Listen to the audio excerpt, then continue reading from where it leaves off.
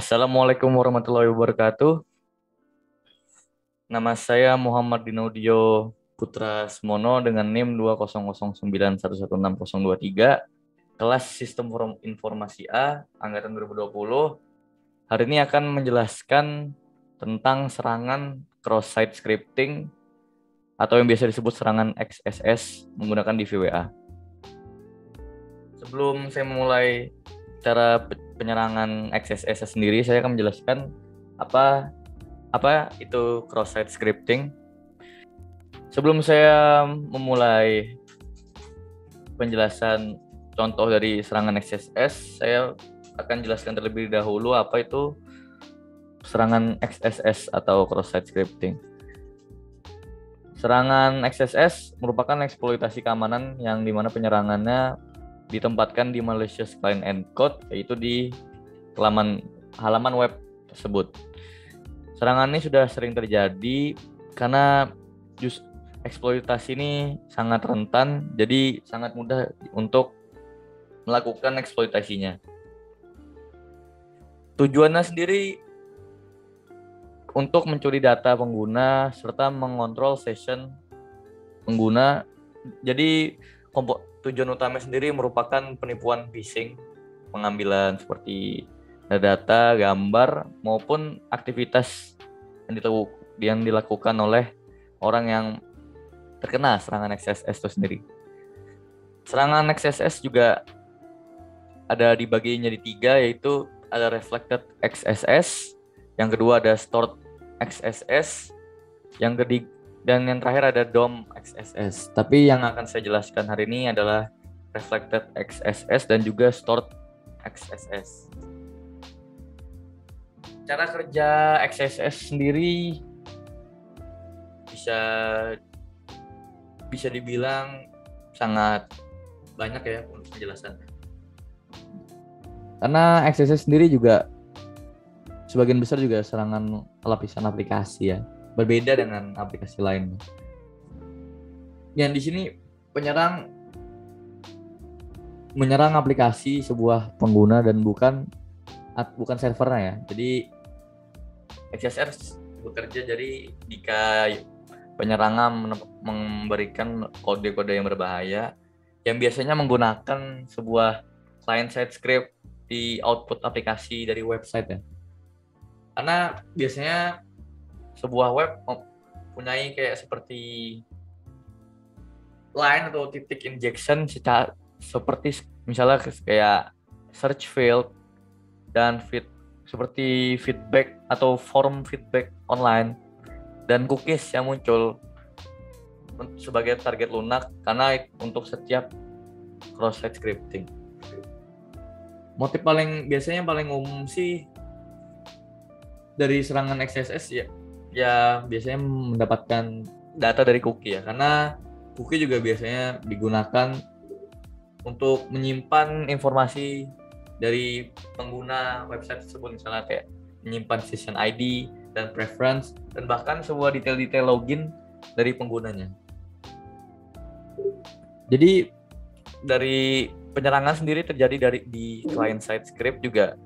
Ya, di client side script juga misalnya dari bagian servernya tidak memiliki dampak langsung, tapi banyak celah-celah keamanan situs yang bisa yang bisa dibobol menggunakan manipulasi sebuah DOM atau bisa disebut dokumen object model. Dan untuk misalnya DOM tuh buat mengubah misalnya nilai formulir. Jadi data-data yang dikirimkan tuh bisa dibilang false advertising ya. Jadi data-data yang tidak diinginkan malah bisa dikirim langsung.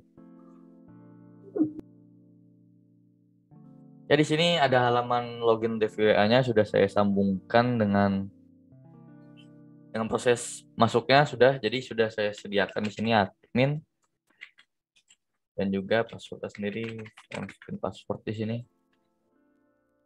Ya, setelah masuk di DVWA tersebut, kita bisa langsung ke security dan langsung coba saja kali ini saya akan mencontohkan dengan security level yang low agar agak lebih mudah. Kemudian di sini di navbar ada, kita lihat ada XSS DOM, reflected dan stored. Kita akan mencoba stored dulu.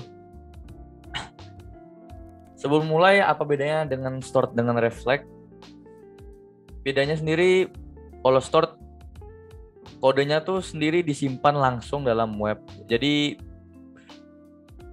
datanya kodenya tuh disimpan dalam database yang kemudian dieksekusinya berulang ketika penggunanya masuk halaman web tersebut. Jadi langsung saja saya contohkan di sini. Kita masukin saja name yang ada. Jadi kita contohnya masuk nama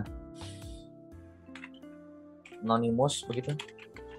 Kemudian dengan message kita masukkan dengan kode script, yaitu kita membuatkan alert. Jadi muncul di browser yang digunakan oleh orang yang kita serang ini. Jadi kita masukin script, kemudian alert menampilkan. Jadi kita tulis saya misalnya hacked dengan tutup huruf. Ya. Kemudian kita setelah sudah masukin ini, kita langsung pencet sign guestbook. Dan jika sudah muncul alert bahwa kita sudah terkena, ya kita sudah masuk phishing dari yang melakukan serangan ini.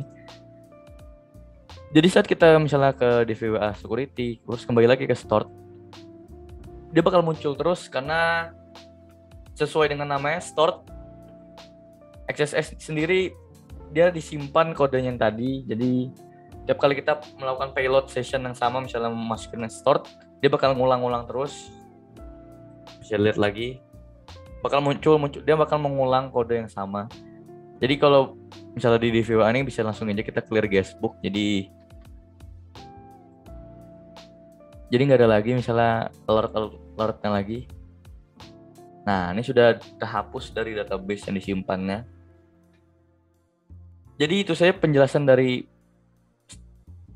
cross-site scripting stored dengan yang jenis stored. Kemudian kita langsung coba ke reflected XSS-nya. Jadi di sini sudah masuk di halaman yang reflected. Sekali lagi saya jelaskan, stored juga hampir sama dengan yang reflected, cuman bedanya ini tidak menetap penyerangannya karena tidak tersimpan di database penggunanya. Jadi jika ingin mengulanginya lagi, kita harus secara real time masukkan ulang. Jadi tidak bisa melakukannya berulang. Jadi harus diulangin lagi kode yang kita masukin. Jadi misalnya kita masukin nama, masukin nama saya sendiri. Halo Dio ya. Nah, baru kita langsung masukin aja kode sesuai dengan tadi script alert. Misalnya kita masukin Anda punya waktu 10 detik. Kemudian kita tutup kode scriptnya. Kemudian misalnya kita copy dulu ya. Kita submit. Nah, langsung muncul alertnya di sini. Tapi bedanya dengan yang stored tadi, jika kita kembali ke halaman yang tadi, ke reflect lagi, dia tidak akan merepeat atau mengulangin lagi kode yang tadi karena kita harus melakukannya secara ulang misalnya. Jadi masing-masing ada kelebihan dan kekurangan sendiri sih dari jenis-jenisnya juga.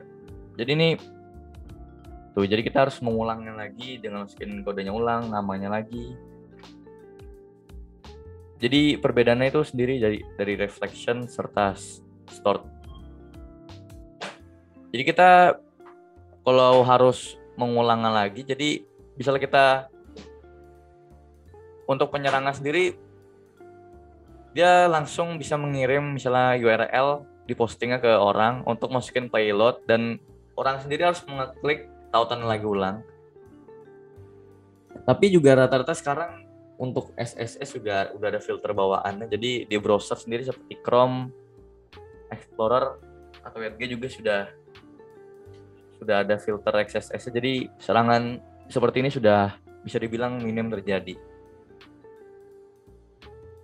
untuk kita pengguna ya buat mengatasinya sendiri harus hati-hati ya, apalagi dalam mengklik link-link dalam website gitu, terutama download, karena banyak sekali sudah kecurian data seperti yang kasus baru-baru ini seperti ransomware itu karena aksesnya beda-beda ya dari hacker-hacker tersebut. Tapi data-datanya sendiri, jadi pengguna seperti saya sendiri, hal untuk mencegahnya sendiri ya menyalakan seperti firewall di Windows, misalnya mengguna Windows. Kemudian juga bisa ada banyak seperti McAfee, baru Avira buat membatasin buat menambahkan security dalam penggunaan website-website yang kita jalanin, seperti kita mendownload aplikasi. Yang paling baik sendiri menurut saya juga mendownload aplikasi, karena kita nggak tahu source dari data-data tersebut, walaupun yang kita download itu dari website-website yang bisa dibilang sudah terpercaya. Ya, itu saja dari saya. Jika ada salah kata mohon maaf. Wassalamualaikum warahmatullahi wabarakatuh.